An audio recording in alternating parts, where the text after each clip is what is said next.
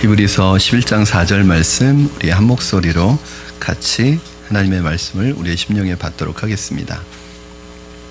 같이 읽겠습니다. 시작. 믿음으로 아벨은 가인보다 더 나은 제사를 하나님께 드림으로 의로운 자라 하시는 증거를 얻었으니 하나님이 그 예물에 대하여 증언하심이라. 그가 죽었으나 그 믿음으로써 지금도 말하느니라. 아멘. 우리가 3주 전에 믿음이란 무엇인가라는 제목으로 히브리서 11장 1절에서 3절 말씀을 봤습니다. 그래서 이제 저희가 후반기에는 강해 설교를 준비하고 있기 때문에 그 중간에 이 텀이 있을 때 좀 제가 그동안 이렇게 사모했던 말씀들 주제가 되는 시리즈 설교를 하려고 해요. 그래서 지난주에 씨 뿌리는 비유 시리즈 설교를 3주 동안 했는데 오늘부터 3주 동안은 믿음의 사람, 믿음의 증인들이라는 제목으로 시리즈 설교를 하려고 합니다. 즉 히브리서 11장 1절에서 3절에서 믿음의 본질이 무엇인가를 말씀하시고 나서 그 믿음의 본질대로 살아갔던 사람들을 나열합니다. 그래서 사실은 믿음으로 산다는 게 어떤 것이냐, 믿음이 뭐냐, 이거 굉장히 추상적일 수 있잖아요. 그런데 가장 믿음에 대해서 잘 가르치는 방법은 믿음으로 살았던 사람을 보여주면서 이렇게 살으라고 하면 됩니다. 이제 그 사람들이 이제 히브리서 11장 4절부터 나타나는데 세 사람이 나타납니다. 첫째, 믿음으로 예배드린 제사를 드린 아벨, 그리고 믿음으로 하나님과 동행한 에녹, 그리고 믿음으로 하나님 앞에 순종한 노아, 이 세 사람이 나오고 금요 심야 때 저희가 믿음으로 죽음을 준비한 사람 두 사람, 야곱과 요셉을 이미 배웠습니다. 그래서 3주 동안은 여러분과 믿음으로 산다는 게 도대체 어떤 것이냐, 우리가 세상 속에서 그 부분을 함께 나누려고 합니다. 그래서 오늘 우리가 첫 번째로 믿음의 가장 중요한 모습을 보여주었고 또 믿음의 삶의 실제를 보여준 이 아벨에 대해서 살펴볼 것입니다. 저는 우리 집사님들, 우리 성도님들이 자녀들에게 그렇게 말할 수 있었으면 좋겠어요. 사도 바울이 나를 본받는 자 되라. 그러니까 믿음으로 산다는 게 뭐냐? 나처럼 살아라. 바울이 그렇게 얘기했던 것처럼 우리 부모님들이 우리 자녀들에게 나처럼 살아라. 아들아, 나처럼만 살아라. 딸아, 나처럼 사는 게 믿음으로 사는 것이다 라는 것을 보여주시는 여러분 되기를 주님의 이름으로 축원합니다. 그 모델이 바로 아벨이라는 거예요. 아벨은 특별히 뭐하고 관계가 있냐면 이 하나님 앞에 믿음으로 제사를 드린 것을 통해서 볼 때 믿음이라는 것을 설명하면서 이 예배와 연결시키고 있다는 거예요. 즉 믿음이란 뭐냐? 믿음으로 산다는 것은 하나님 앞에 제사 드리고 예배 드리는 게 이게 믿음으로 사는 것이다. 오늘 말씀, 올바른 예배, 올바른 제사를 인류가 타락한 이후에 최초로 하나님 앞에 제사 드렸던 사람, 올바른 예배를 드렸던 아벨을 통해서 함께 여러분과 배워보기를 원합니다. 오늘 한번 히브리서 11장 4절 한 절 말씀이니까 여러분 다시 한번 읽으실 때 믿음으로 예배드린 아벨이 어떻게 예배드리는지 이 한 절 속에 몇 가지 요소가 숨겨져 있거든요. 한번 여러분의 눈을 크게 뜨시고 한번 뚫어져라 한번 보시면서 한번 그 요소들을 찾아보셨으면 좋겠습니다. 우리 다시 한번 읽을 거예요. 히브리서 11장 4절 시작. 믿음으로 아벨은 가인보다 더 나은 제사를 하나님께 드림으로 의로운 자라 하시는 증거를 얻었으니 하나님이 그 예물에 대하여 증언하심이라. 그가 죽었으나 그 믿음으로써 지금도 말하느니라. 아멘.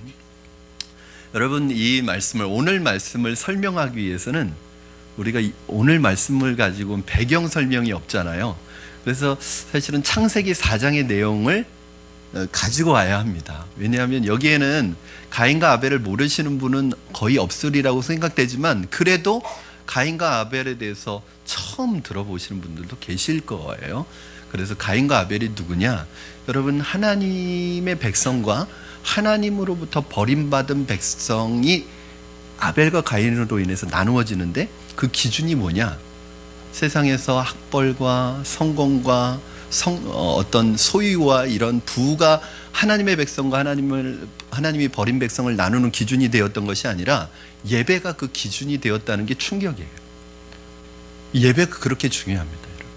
하나님 앞에 예배를 드렸는데 아벨은 아벨의 예배는 받아들여졌고 가인의 예배는 하나님으로부터 거절당했어요. 하나님께서 아벨의 제사는 받으셨는데 가인의 제사는 받지 않으셨습니다. 그리고 더 나아가서 가인은 한 걸음 더 나아가서 동생 아벨을 죽이는 인류 최초의 살인자가 됩니다. 이후로 성경의 관심은 누구에게 있냐면 믿음의 사람이었던 아벨에게 관심을 집중하고 있습니다. 그런데 성경은 왜 아벨에게 관심을 집중하냐면 아벨이 믿음의 사람이었기 때문에 그래요. 그런데 아이러니하게도 세상은 아벨에게는 관심이 없습니다. 세상은 누구에게 관심을 집중시키고 있냐면 가인에게 관심이 많아요. 그래서 소설도 나오고 영화도 나왔어요. 에덴의 동쪽. 요즘 청년들은 잘 모르는 영화일 거예요. 에덴의 동쪽. 카인의 후예. 가인이 카인이에요. 카인의 후예. 이런 소설도 나오고 영화도 나오고 그 가인에게 애정과 연민과 관심을 쏟고 있습니다. 왜 그런가? 우리 인간의 마음속에는 이 가인의 피가 다 흐르고 있기 때문입니다. 이걸 뭐라고 그래요? 죄성이라고 합니다.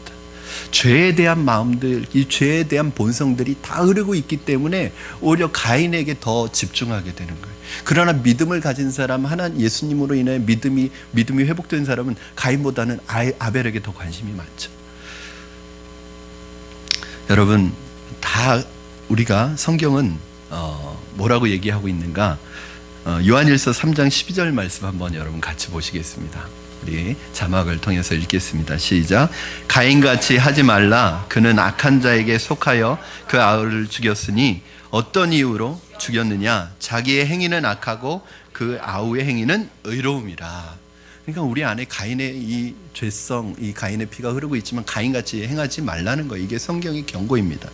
여러분, 가인의 죄는 결코 동정이나 연민의 대상이 아닙니다. 위로의 대상이 아닙니다. 죄에 대해서는 여러분 동정이나 연민이나 위로의 대상을 삼으시면 안 됩니다. 여러분, 동성애는 결코 동정이나 연민의 대상이 아닙니다. 물론 사람을 미워하면 안 됩니다.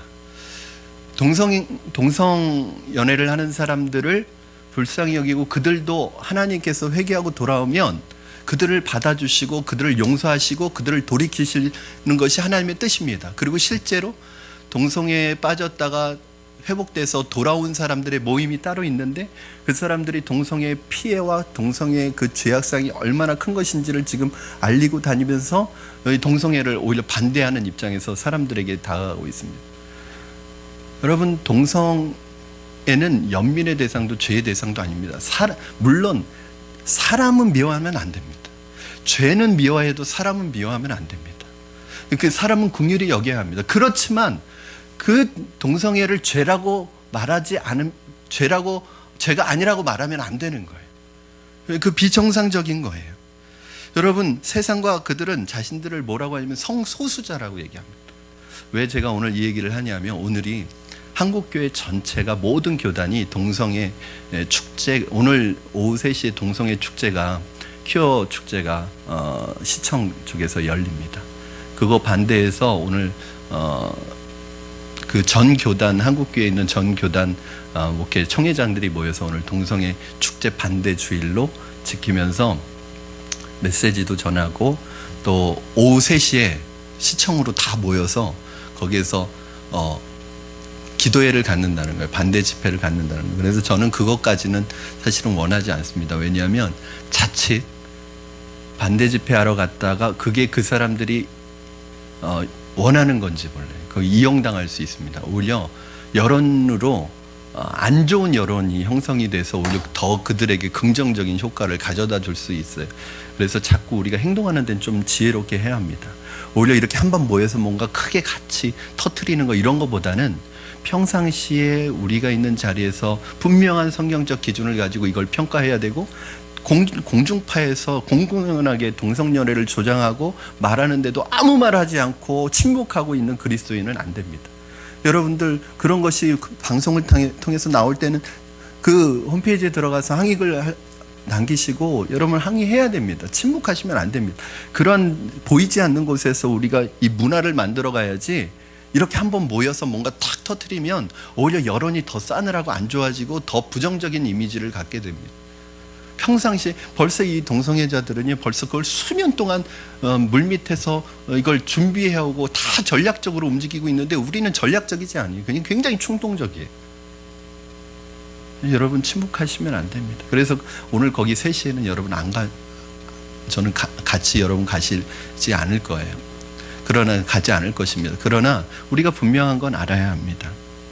여러분 그들이요 스스로 성소수자라고 얘기하지만 소수이지만 여러분 소수자 그러면 어떤 느낌이 들어요? 굉장히 핍박받고 있고 고난받고 있고 어려운 가운데 있고 뭔가 도움이 필요한 사람들인 것처럼 보여지잖아요.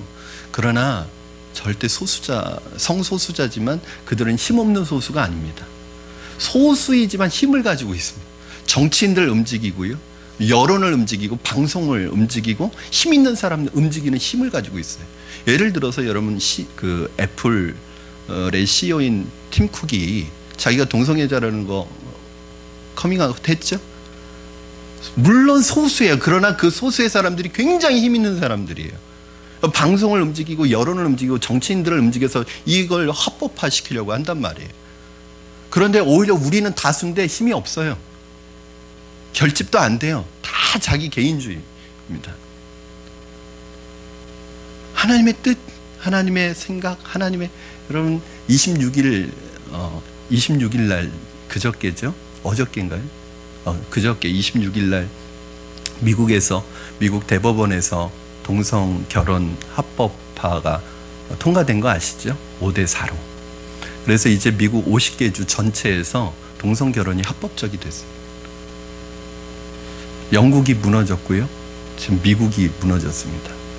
이제는 동성 결혼에 대해서 비판하는 설교하면 벌금형이나 구속됩니다. 영국에서는요, 이슬람교를 비판하면 구속됩니다. 여러분, 도킨스 같은 사람은 기독교를 그렇게 비판해도 아무 일 없는데 왜 우리는 이슬람을 비판하면 구속이 됩니다. 이게 지금 영국은 지금 이슬람이 이제 두 큰 물결이 우리에게 오는데 이 이슬람 세력과 이 동성애에 대한 이 커다란 파도가 이제 영국을 무너뜨렸고 미국을 무너뜨렸고 이제 한국으로 오게 돼 있습니다. 지금 오고 있는 중입니다. 여러분 생각해 보세요. 이제 우리 아이들이 학교에서 동성연애를 어떻게 하는 건지 배웁니다. 학문 성교를 배웁니다. 그거 다 성교육 시간에 가르쳐야 합니다. 얼마 전에 군대에서 성소수자 모임에서 피켓 들고 시위를 하는데 그걸 요구하는 거예요. 군대에서 성차별하지 말라.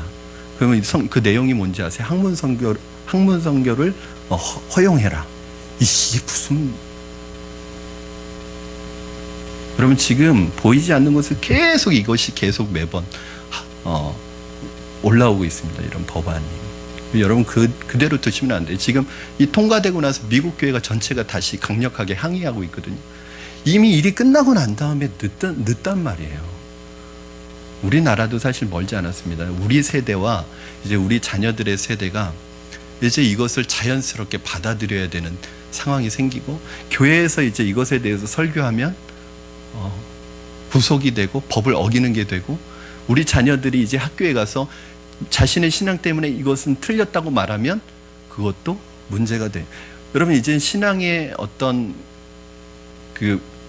신앙을 지킨다는 게 핍박받는다는 게 멀리서 오는 게 아니라 이제 가까이 와 있습니다.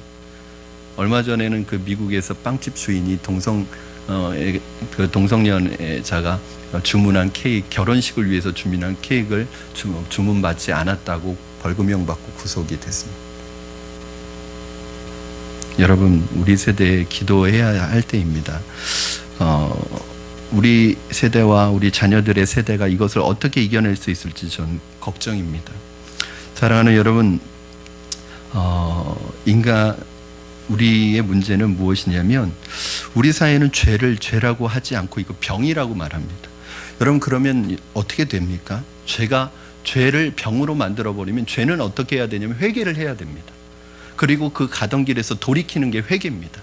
그러나 죄를 병이라고 말하면 더 이상 회개는 필요 없어지고 뭘 해야 돼요? 치료받아야 됩니다.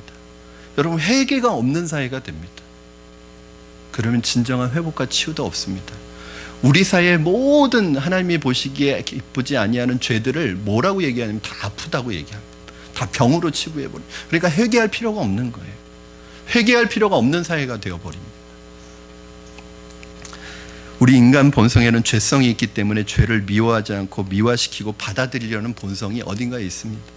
여러분, 인권이라는 이름으로, 민주주의라는 이름으로, 다수결의 이름으로, 문화라는 이름으로 우리에게 점점 다가오는 것을 여러분 어떻게 이겨내시겠습니까? 이런 때일수록 성경이 뭐라고 말씀하시는지 잘 보아야 합니다. 그렇지 않으면 우리도 말씀이 아니라 문화를 따라가게 되어 있어요. 여러분, 가인은 아벨을 죽였습니다. 그러나 죽음을 당한 아벨은 누구입니까? 그리고 아벨의 믿음이 어떤 것입니까? 오늘 우리의 관심은 아벨에게 집중할 수 있기를 바랍니다. 가인에게 집중해서는 안 돼요. 여러분, 우리 정상적인 결혼에 집중해야지 비정상적인 결혼에 관심을 가질 필요가 없는 거예요. 우리가 아벨에게 집중해야 되는 이유는 무엇입니까? 바로 믿음의 모습이 거기에서 발견되기 때문입니다. 오늘 본문을 통해서 아벨이 하나님 앞에 드린 믿음, 이 제사는 어떤 제사였느냐? 세 가지 여러분과 나눌 텐데, 첫째는 믿음으로 드린 제사입니다. 여러분, 아벨이 믿음으로 하나님께 제사를 드렸다고 하는데, 믿음으로 제사를 드렸다는 건 무슨 의미가 있을까요? 어떤 뜻일까요? 내 생각, 내 뜻, 내 방식, 내 방법대로 예배를 드린 것이 아니라, 제사 드린 것이 아니라 하나님의 방법, 하나님의 뜻과 하나님의 생각과 하나님의 방식으로 제사를 드렸다는 거예요. 믿음이라는 것은 여러분, 우리가 믿기 전에 전제가 있는 거잖아요. 여러분이 믿는 대상이 있고 믿는 내용이 있을 거 아니에요. 뭘 믿어야 되는지 모르고 믿는 걸 맹신이라고 하잖아요. 맹신자라고 하잖아요. 뭘 어떻게 믿어야 되는지 모르고 믿는 걸 광신자라고 하잖아요. 우리의 믿음은 그냥 믿는 게 아니라 믿음의 내용이 있단 말이죠. 믿음의 대상이 있습니다. 우린 뭘 믿는 거죠? 하나님의 말씀을 믿는 거예요. 여러분, 제가 확신반에서 말씀드렸죠. 우리의 믿음이란, 신앙이란 뭐냐? 하나님과 그분의 말씀을 믿는 게 신앙이고 믿음이다. 즉, 하나님이 먼저 말씀하신 게 있고 그것을 우리가 믿음으로 받아들인 걸 믿음이라고 하는 거예요. 즉, 아벨이 믿음으로 하나님 앞에 제사를 드렸다고 할 때는 자기 방식, 자기 생각대로 드린 게 아니라 이미 하나님께서 제사의 방법과 제사의 방식과 하나님이 원하시는 제사를 말씀하신 거예요. 그걸 믿음으로 받아들인 거예요. 여러분, 그러므로 아벨이 순종했다는 말은 인간의 이성과 상식과 합리가 동의되든 되지 않든 간에 조건 없이 하나님 자체를 신뢰하고 믿는 제사를 의미합니다. 여러분, 신앙적 결단을 할 때나 여러분이 교회에 나올 때 그 동기가 여러분에게서 출발합니까? 하나님의 말씀으로부터 출발합니까? 만약에 우리가 신앙생활하는 것이 나로부터 출발한 동기라면 우리는 절망할 것입니다. 우리가 그렇게 쉽게 실망하고 말 것입니다. 기분 좋을 때 나오고 기분 나쁘면 안 나올 것입니다. 이렇게 모든 생활의 기준이 자기 자신이라면 그 신앙은 곧 절망하게 되고 좌절하게 되어 있습니다.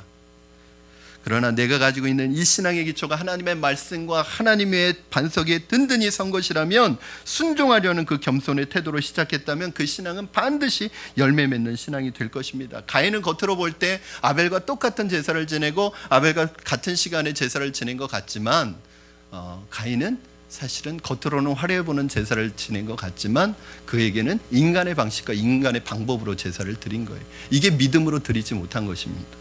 그러므로 아벨에게서 발견할 수 있는 첫 번째는 하나님의 방법과 하나님의 생각과 하나님의 동기로 예배를 드리는 거예요. 지난 시간에 우리가 옥토밭에 대해서 배웠죠. 좋은 땅은 어떤 땅이라고 말씀드렸죠. 하나님의 말씀을 듣고 깨달아 인내로 결실하여 지키는 자가 하나님의 좋은 마음밭을 가지고 있는 사람이에요. 이런 사람이 열매를 맺죠. 즉, 설교를 들을 때 내 지적인 만족이나 내 어떤 교양을 위해서 듣는 것이 아니라 그 말씀을 지키기 위해서, 순종하기 위해서 들을 때 그 말씀이 그 사람 안에 열매를 맺는 거예요. 오늘 마찬가지로 믿음으로 예배를 드린다는 것은 교양으로 예배 드리는 게 아니라, 시간 때우기로 드리는 게 아니라, 취미로 드리는 게 아니라 이 시간 하나님 앞에 말씀에 순종하기 위해서 예배 드리는 것, 이것이 믿음으로 드리는 것입니다. 사랑하는 여러분, 이 시간에 여러분의 예배가 하나님의 말씀에 순종하기 위해서, 하나님을 신뢰하기 위해서 드리는 예배가 되기를 주님의 이름으로 축원합니다. 오늘 두 번째 제사는 더 나은 제사를 드렸다고 오늘 본문에 얘기하고 있습니다. 여러분, 제사라고 하는 것은 인간이 하나님 앞에 드릴 수 있는 최고의 위대한 신앙적 행위입니다. 이것은 하나님께 드릴 수 있는 최고의 행위입니다. 여러분, 그래서 이 예배는요, 이 세상 어떤 것과도 바꿀 수 없습니다. 예배보다 더 소중한 게 있느냐? 없습니다. 왜요? 하나님은 예배를 위해서 우리를 만드셨어요.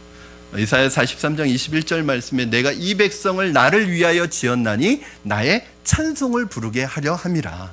하나님이 우리를 지으신 목적이 뭐냐면 우리로 하여금 찬송을 들으시고 우리의 입술을 통해서 찬송을 들으시고 우리를 통해서 예배 받으시기 위해서 우리를 지었다는 거예요. 그러면 우리가 이 땅에 살아가는 목적은 뭐냐면 예배하기 위해서 살아가는 거예요. 예배하고 바꿀 수 있는 거 아무것도 없습니다.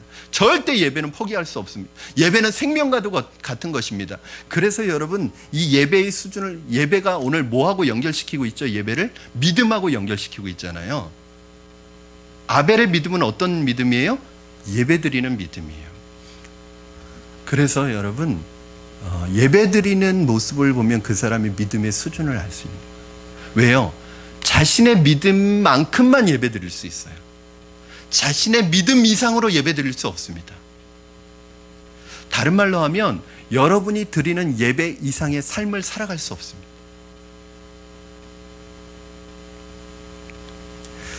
여러분, 창세기 4장으로 잠깐 우리 가서 말씀 보시겠습니다. 왜냐하면 이 내용을 좀 알아야 합니다. 4장 4절 5절 말씀 여러분 자막을 통해서 보시겠습니다. 여러분이 4절 읽어주시고 제가 5절 읽겠습니다. 시작.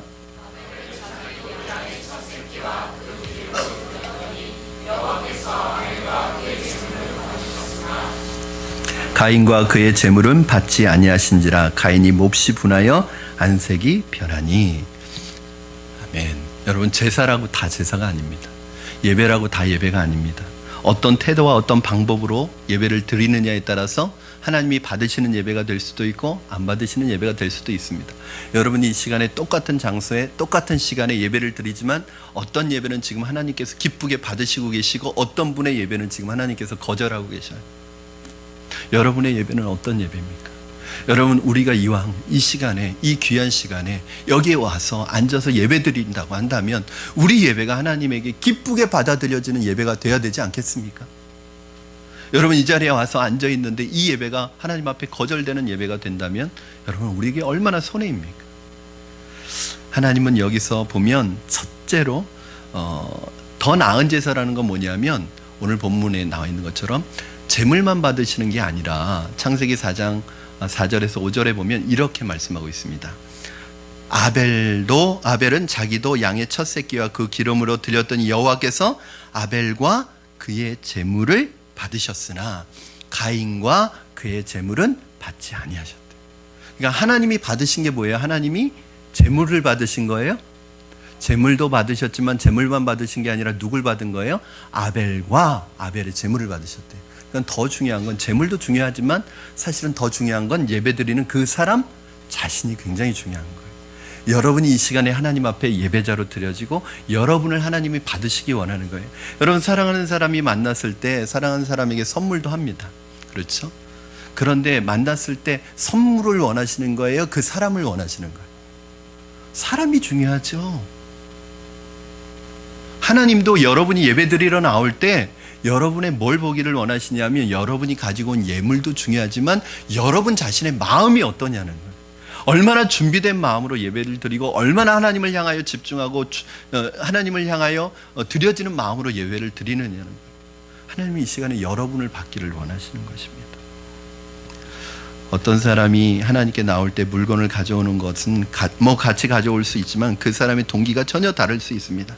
이것이 예수님께서 신약 성경에서 한 그림을 표현해 주시는데 한 부자가 성금을 하고 가난한 가부가 동전 두 렙돈이라고 하는데 이 동전 두 닙을 헌금합니다. 사람들이 볼 때 이 부자는 많은 돈을 헌금했으니까 사람들에게 더 존경을 받는 것 같고 더 인정을 받는 것 같지만 예수님의 평가는 뭐냐면 이 가부가 더 하나님 앞에 좋은 예물을 드렸다는 거예요.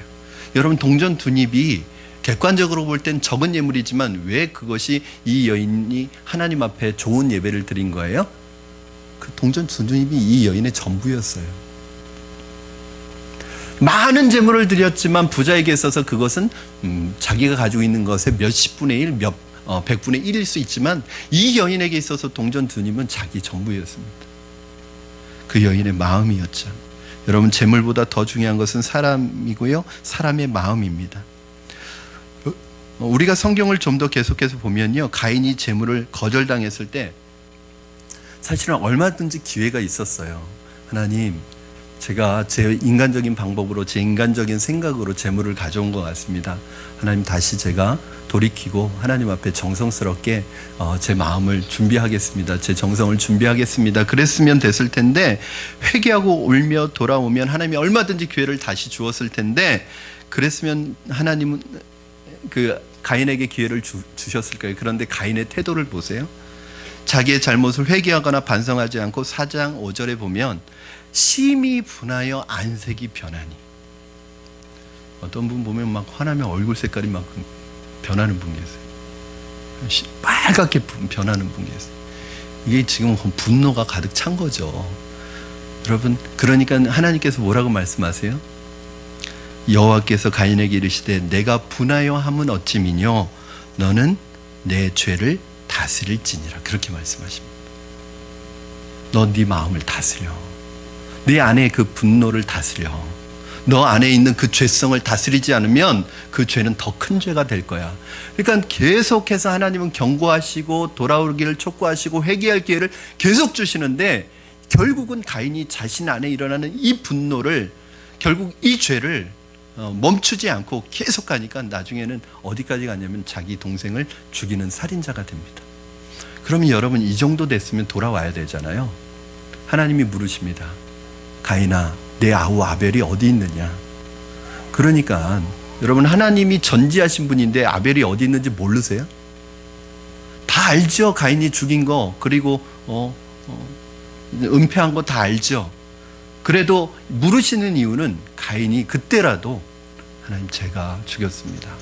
저를 용서해 주십시오. 차라리 저를 죽여 주십시오. 제 육신은 죽더라도 제 영혼은 하나님 버리지 말아 주십시오. 이렇게 회개하고 오기를 원하셨는데, 가인이 뭐라고 그래요? 내가 내 아우를 지키는 사람입니까? 내가 내 아우 어디 있는지 어떻게 알아요? 오히려 하나님 앞에 적반하장, 또 유분수지 하나님 앞에 오히려 화를 냅니다. 그러면 이게 가인의 최후입니다. 사랑하는 성도 여러분, 오늘 여러분이 드리는 예배가 하나님께 어떠한 예배입니까? 정말 가인의 마음으로 드리는 예배입니까? 아벨의 마음으로 드리는 예배입니까? 우리가 드리는 예배가 주일날 드리는 어떤 종교적인 행위라고 한다면, 교회 안 오면 벼락 맞을 것 같으니까 교회 나온다면, 우리 집은 3대째 크리스찬 집안이기 때문에 의뢰의 주일날은 나오는 것이 의뢰의 하는 어떤 종교적인 행위라면, 하나님은 그런 예배를 받지 않으십니다. 내 인간적인 생각과 뜻과 마음을 가지고 드리는 예배 받지 않으십니다. 여러분, 우리가 세상에서 지난 6일 동안 살았습니다. 주일 이후로 월요일부터 토요일까지 우리가 어떻게 살았느냐가 오늘 주일 예배를 결정합니다.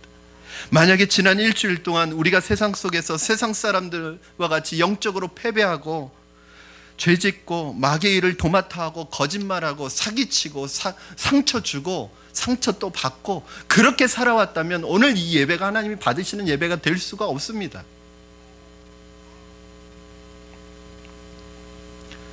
주일날 와서 예배 드리는 것으로 모든 것이 끝나는 것이 아닙니다. 왜냐하면 그 사람은 오늘 주일 예배 끝나고 교회 나가면 또 죄 지을 게 뻔하기 때문입니다. 또 술 먹고 또 거짓말하고 또 교만하고 또 목에 핏대 세우고 또 그렇게 살아갈 것이 뻔하기 때문입니다. 그 예배는 하나님께 오히려 위선적인 예배가 되는 것이지 기쁘시는 예배가 될 수 없습니다. 그러나 여러분, 월요일부터 정욕과 싸우고 마귀와 싸우고 세상과 싸우고 이 자기 육체와 싸우고 그렇게 믿음의 싸움을 하면서 피투성이가 되고, 실제로 피투성이가 아니라 그 믿음의 싸움을 그렇게 싸워가면서 치열하게 하나님의 말씀을 지키려고 애쓰고, 기도하려고 애쓰고, 전도하려고 애쓰고, 사랑하려고 애쓰고, 그렇게 치열하게 몸부림치다가 정말 일주일 만에 교회 와서 교회 들어오는 사람은요, 교회 입구 들어오면 벌써 그 눈에 눈물이 가득합니다. 여러분, 일주일 내내 교회 예배 드리러 가는 게 기다려지십니까? 여러분, 예배 드리는 여러분 안에 눈물이 있습니까? 감격이 있습니까? 제가 참 감사한 것은 우리 교회에 오시는 분들 처음에 와서 여러분 대부분이에요. 다 눈물로 예배드렸어요. 처음 와서 예배드리면서 울지 않으신 분 거의 없습니다. 다 하나님이 감격을 주시고 감동을 주시고 은혜를 주셔서 여러분 안에 어떤 분은 제가 몇 개월 동안 눈물을 흘리면서 예배드리는 것도 봤어요. 그런데 여러분 지금 여러분의 눈에 눈물이 있습니까? 예배드리면서 감격이 있습니까? 하나님을 향한 사랑의 마음이 있습니까? 여러분 일주일 동안 세상 속에서 치열하게 말씀을 지키려고 살던 사람은요, 교회 문 딱 들어서면 눈물이 쏟아집니다. 아버지 품에 안기는 것 같은 하나님이 눈물을 닦아주시고 위로해 주시고, 그런 사람이 예배드리니까 하나님의 말씀을 통해서 위로를 받는 거예요. 또 능력이 임하는 거예요.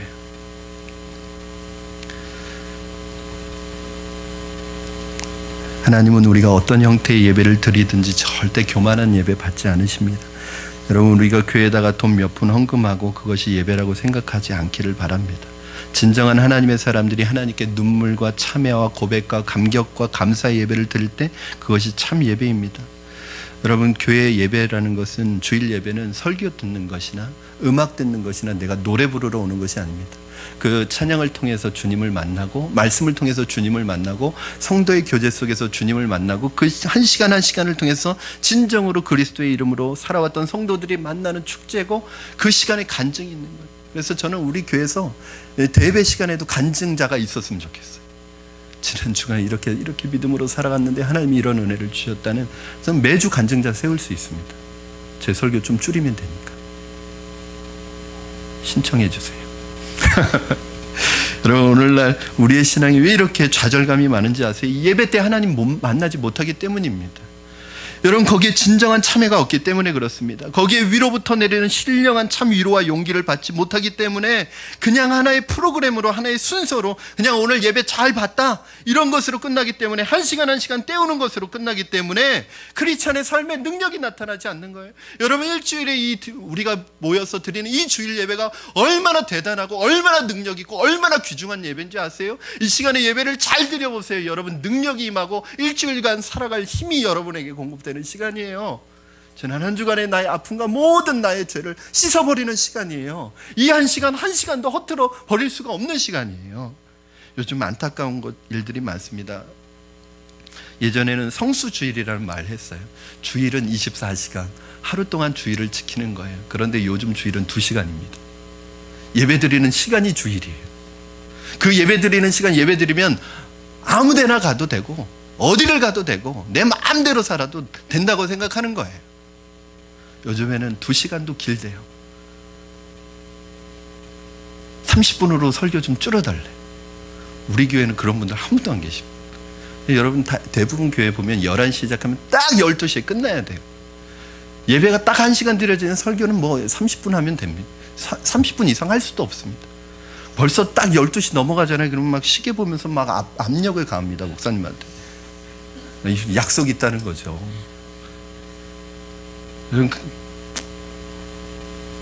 여러분, 점점 하나님께 드리는 이 경건과 예배와 감사와 감격을 내가 자꾸, 하나님의 시간을 내가 줄여버리는, 주일이 무슨 뜻이에요? 주님의 날이죠. 내 날이 아니에요.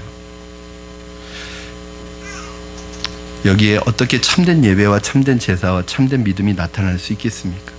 여러분, 세 번째는 제사의 제물입니다. 이 제사에 있어서 마음을 드리는 그 사람이 그 사람이 제일 중요합니다. 내가 예배자로 하나님 앞에 드려지는 게 제일 중요해요. 그 다음에 또 중요한 게 있는데, 제물이 중요하다. 제물이 필요 없는 게 아니라 중요합니다. 자, 우리 히브리서 11장 4절 말씀 보면은 이렇게 되어 있습니다. 믿음으로 아벨은 가인보다 더 나은 제사를 하나님께 드림으로 의로운 자라 하시는 증거를 얻었는데, 하나님이 그 예물에 대하여 증언하셨음이니라, 이렇게 말씀하고 있습니다. 하나님께서 그 예물에 대해서 뭐라고 하셨냐면 증언하셨다. 여러분, 첫째는 사람이 드려져야 돼요. 그러나 또 중요한 게 있는데, 오늘 본문에 보니까 동시에 예물이 하나님이 중요하게 여기시는 것이라고 볼 수 있습니다. 사실 그렇습니다. 마음이 좋으면 물건도 좋기 마련입니다. 마음이 없으면 물건도 좋지 않습니다. 믿음이 생기면 받는 일보다 드리는 일이 더 좋아져요. 내가 하나님을 정말 사랑하게 되면은 하나님을 향해 드리는 것이 아까워지지 않습니다. 정말 하나님을 사랑하면 하나님이 좋아하시는 일들을 찾아서 합니다. 누가 시켜서 하는 것이 아닙니다. 교회 일을 누가 시켜서 한다면 그것은 낙제입니다. 여러분, 교회 일을 누가 시켜서 해요? 내가 좋아서 해야지. 자기가 좋아서 찾아서 누가 뭐라고 그러든지 자기가 사랑하니까 자기가 마음과 뜻과 정성을 바쳐서 그걸 하는 거예요. 진정한 마음에는 진정한 물질이 따라가게 되어 있습니다. 마음만 있고 물질은 없다, 그건 거짓말입니다. 여러분, 마음이 있으면, 내가 하나님을 사랑하는 마음이 충만하면 뭐든지 합니다. 거기에 조건이 없습니다. 거기에 누가 따지는 게 없습니다. 그냥 하는 것입니다. 누가 욕해도, 누가 하지 말라고 해도 그런 마음이 자꾸 생깁니다. 이것이 바로 예물에 대해서 증언한다는 거예요. 하나님께 드리는 것, 최상의 것을 드리고 싶은 마음이 생깁니다. 여러분, 재물을 주는 사람이 기쁜 것을 드리는 게 아니라 받는 사람이 기쁜 걸 드려야 돼요. 착각합니다. 선물은 내가 좋아하는 거 주는 게 아니라 받는 사람이 좋아하는 걸 주는 거예요. 여러분, 언제나 받는 사람의 입장에 서야 합니다. 제가 늘 말하지만 사랑은 내가 열심히 내 방법으로 사랑하는 게 사랑이 아닙니다. 어떤 사람 막 자기는 사랑한다고 자기 방법식으로, 자기 방법으로, 자기 취향대로, 자기 성격대로 막 사랑해놓고 나중에 내가 할 거 다 했잖아, 내가 그렇게 사랑했잖아. 근데 문제는 상대방은 그걸 사랑으로 생각하지 않는다니까요. 신앙생활도 마찬가지예요. 내가 신앙적인 열심히로 뭔가 열심히 했는데 별로 하나님이 기뻐하는 게 아니에요. 다 자기의 어떤 만족을 위해서 하는 거지. 자기의 열심 가지고 열정이, 남보다 열정이 많고 열심이 많아서 뭔가 열심히 하는 건데 하나님이 기뻐하시는 일을 하는 게 아니에요. 그러다 보니까 자기 만족, 누가 조금 알아주면은 좋아하고 조금 못 알아주면은 실망하고 불평이 생기는. 사랑하는 여러분, 왜 아벨의 제물이 하나님께 받아들여졌고 하나님을 기쁘시게 하는 제물이었을까요? 딱 한 글자가 갈라놓습니다. 그게 뭐예요? 첫. 아벨은 양의 첫 새끼를 드렸고, 첫 새끼, 첫 자식, 양의 첫 애기, 첫 새끼예요. 뭐 성경의 표현이니까 첫 새끼를 드렸고, 가인은 자기의 농사의 소산물을 하나님 앞에 드렸어요. 어떤 분은 그렇게 얘기해요. 아벨의 제사를 받은 이유는 고기를 드려서, 이 피를 드려, 하나님은 고기를 좋아하시는 분이라서, 그리고 이 고기가 아니어서 안 받으셨다. 말도 안 됩니다. 이 당시에는 아직 제사 제도가 생기지도 않았어요. 레위기를 통해서 어떻게 제사라고 생기지도 않았어요. 지금 중요한 것은 아벨의 직업은 뭐예요? 목축업자. 가인의 직업은 농사꾼. 자기들이 열심히 자기 직업을 선택해서 열심히 일해서 그 첫 예물을 하나님 앞에 드리는 거예요. 그런데 아벨은 양의, 자기 목축업자니까 양을 드린 거예요. 첫 새끼를 드렸어요. 그러나 가인도 자기가 농사꾼이니까 땅의 소산물을 드린 거예요. 근데 뭐가 없어요? 첫이라는 맛이 없어요. 아무거나 드린 거예요. 잡히는 대로 드린 거예요. 생각 없이 드린 거예요. 여러분, 이스라엘 사람들에게서 이 첫 것은 굉장히 중요합니다. 어떤 의미가 있는지 아세요? 최고의 것, 최상의 것, 가장 소중한 것, 이런 뜻이 있어요. 그렇기 때문에 이 첫 것은 누구 것인지 아세요? 하나님 거예요. 자, 출애굽기 34장 19절 말씀 여러분 같이 읽어보겠습니다.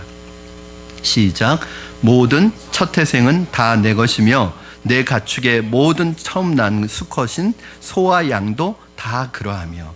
즉 짐승뿐만 아니라 이스라엘의 첫 것은 다 하나님 것입니다. 왜냐하면 그 첫 것에는 무슨 의미가 있다고요? 가장 소중하고 귀중한 의미. 여러분, 여러분에게 있어서도 장남은 좀 특별하잖아요. 장녀는 좀 특별하잖아요. 그렇죠? 물론 둘째도 막내도 귀엽고 사랑스럽지만 장남에겐 좀 특별한 의미가 있잖아요. 부모님들에게 좀 애틋한 뭔가가 있잖아요. 소중하거든요. 그만큼.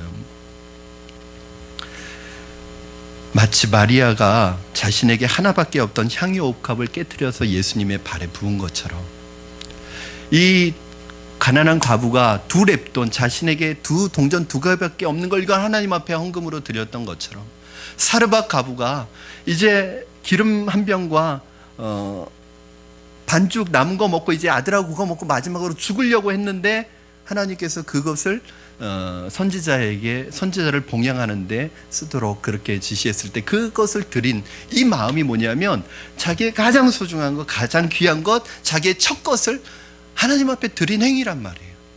여러분 그렇게 드려서 망했습니까? 하나님 그걸 받으시기를 원하시는 거예요. 여러분 재물, 여러분이 오늘도 하나님 앞에 예물을 가지고 왔을 거예요. 그런데 그 예물의 액수는 중요하지 않습니다. 아무리 많은 액수를 드려도 거기에 뭐가 없으면, 여러분 마음이 없으면 그것은 하나님이 받으시는 예물이 아니에요.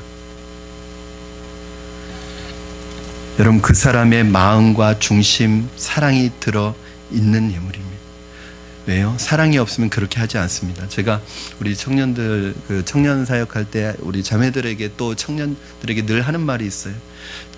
교제 중인 형제가 또는 자매가 너한테 돈 쓰는 거 아까워하거나 선물하는 거 인색하면은 만나지 마라.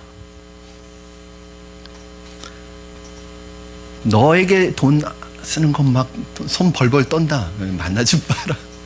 왜? 100% 사랑하지 않는 거다. 여러분 사랑하는 사람에게 아까운 거 있어요? 사랑하게 되면 아까워요? 여러분 돈이 없어서 못 해주지. 여러분 자녀에게 주는 거 아까우세요? 아깝지 않잖아요. 왜요? 사랑하니까. 아마 여러분 목숨도 주실 수 있을걸요. 여러분 자녀를 위해서는. 왜? 사랑하니까.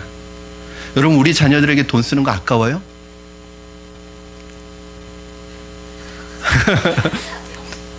안 아까워요. 왜냐하면 여러분 사실은 없어서 못 해주는 거지.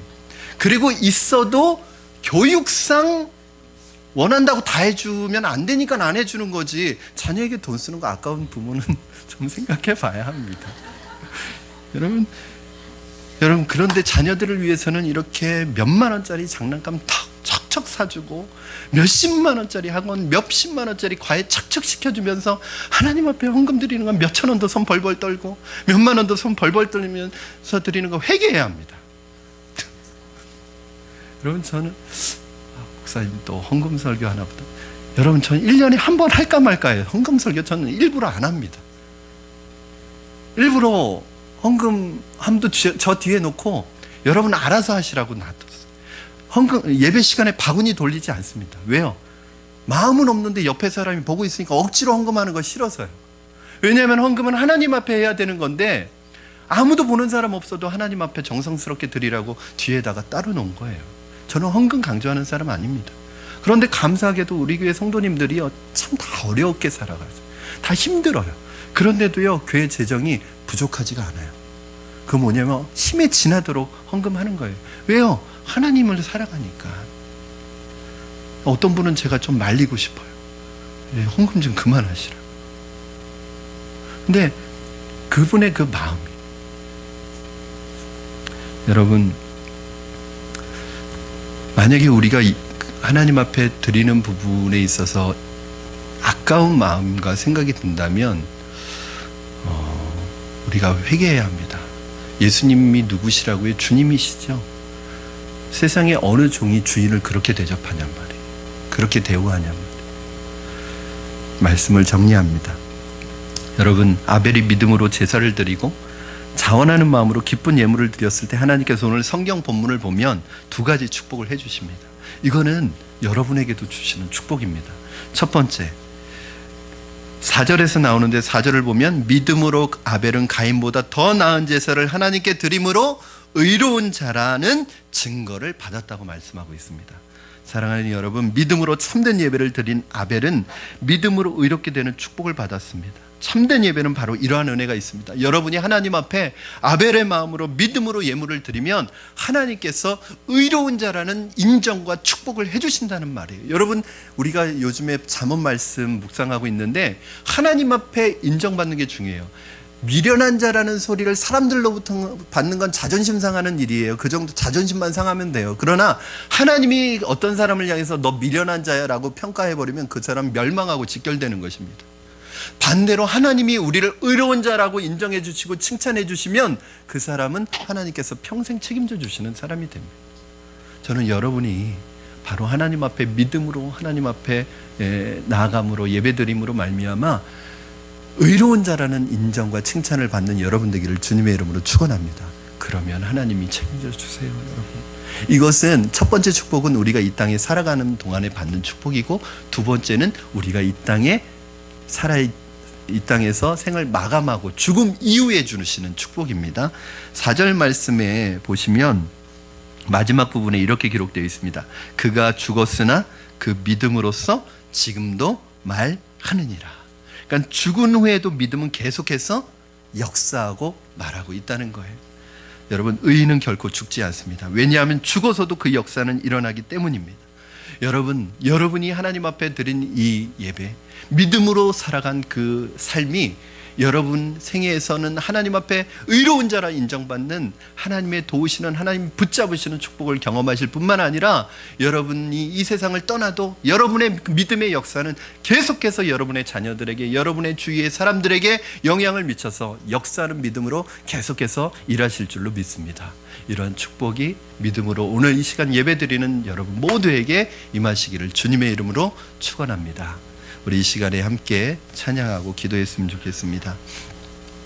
우리의 연약함, 우리의 부족함,